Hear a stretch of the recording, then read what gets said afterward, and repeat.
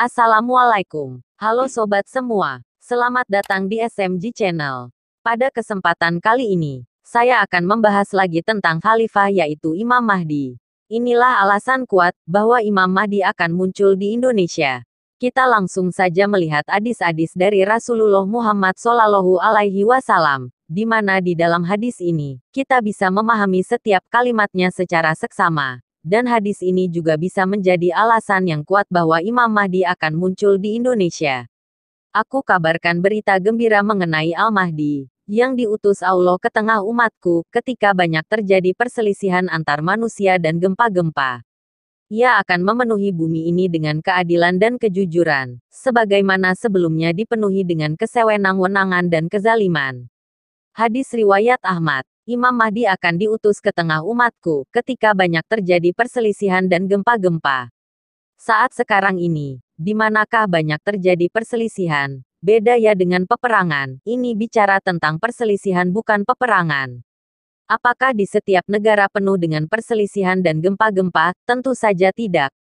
Coba kita perhatikan negara Indonesia, di mana di Indonesia saat ini banyak sekali perselisihan dan gempa-gempa yang terjadi, sesuai dengan hadis tersebut, karena hanya Indonesia yang saat ini banyak terjadi perselisihan dan gempa-gempa.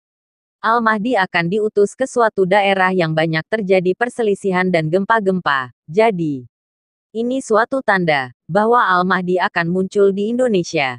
Karena saat sekarang ini, hanya Indonesia yang banyak terjadi perselisihan dan gempa-gempa. Ia akan memenuhi bumi dengan keadilan dan kejujuran, sebagaimana sebelumnya bumi ini dipenuhi kesewenang-wenangan dan kezaliman. Pertanyaannya, saat sekarang ini, apakah di Arab banyak sekali kesewenang-wenangan dan kezaliman? Apakah di Arab penuh dengan perselisihan? Apakah di Arab banyak terjadi gempa-gempa? Tentu saja tidak. Karena saat sekarang ini, yang banyak terjadi perselisihan dan gempa-gempa hanya di negara Indonesia. Yang kesewenang-wenangan dan kezaliman banyak terjadi di Indonesia. Rasulullah bersabda, akan berpecah umatku kepada 73 golongan, hanya satu yang ke surga dan 72 ke neraka. Baginda ditanya, siapa mereka? Baginda menjawab Al-Jamaah, hadis riwayat Ibnu Majah. Karena banyaknya perselisihan akan menyebabkan berpecah belahnya umat. Coba kita perhatikan, di negara manakah yang paling banyak perpecahan ataupun banyaknya golongan? Kalau di Arab hanya ada beberapa golongan, bisa dengan hitungan jari.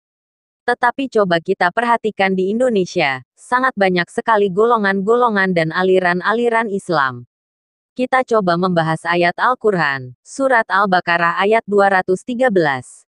Manusia itu satu umat, lalu terjadi perselisihan dan perpecahan, lalu Allah mengutus para nabi, untuk menyampaikan kabar gembira dan peringatan. Dan diturunkannya bersama mereka kitab yang mengandung kebenaran, untuk memberi keputusan di antara manusia, tentang perkara yang mereka perselisihkan. Dan yang berselisih hanyalah orang-orang yang telah diberikan kitab, setelah bukti-bukti yang nyata sampai kepada mereka, karena kedengkian di antara mereka sendiri.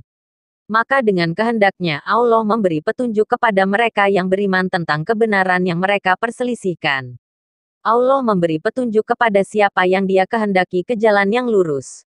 Kita bisa lihat bahwa hadis tersebut sahih, karena sesuai dengan ayat Al-Quran. Jadi pada akhirnya, Allah memberi petunjuk kepada orang yang beriman, tentang kebenaran yang mereka perselisihkan. Di Indonesia banyak sekali perpecahan, sehingga setiap golongan merasa bahwa mereka yang paling benar. Jadi Imam Mahdi diutus ke suatu wilayah yang banyak terjadi perselisihan tentang suatu kebenaran yang mereka akui. Kita coba lihat lagi hadis yang panjang. Hadis riwayat Abu Hurairah radhiyallahu anhu, ia berkata, Rasulullah Shallallahu Alaihi Wasallam bersabda, sesungguhnya Allah memperlihatkan kepadaku bumi dalam bentuk kecil, lalu aku dapat melihat negeri-negeri timur dan barat. Dan sesungguhnya umatku akan sampai kekuasaannya ke negeri-negeri yang diperlihatkan kepadaku. Dan diberikan kepadaku 2 gudang penyimpanan yang berwarna merah dan putih.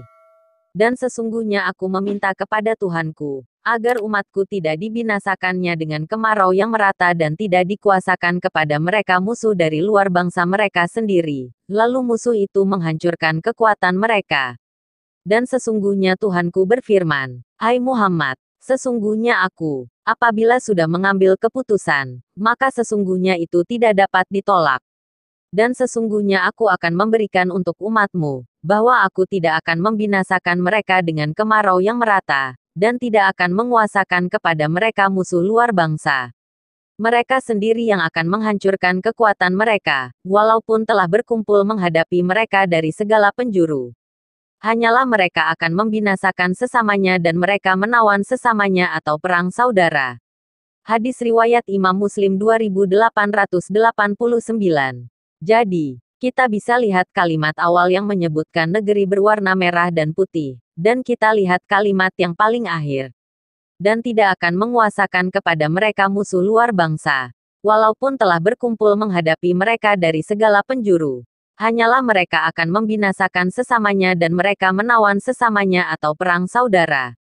Coba kita perhatikan lagi bahwa sejarah menyatakan, 350-an tahun lalu banyak sekali negara-negara yang menjajah Indonesia, tetapi tidak satu pun dari mereka berhasil menguasai negara Indonesia. Malahan justru mereka sendiri yang saling berselisih dan terjadi perang saudara. Jadi, bisa kita simpulkan bahwa Imam Mahdi akan muncul dari Indonesia.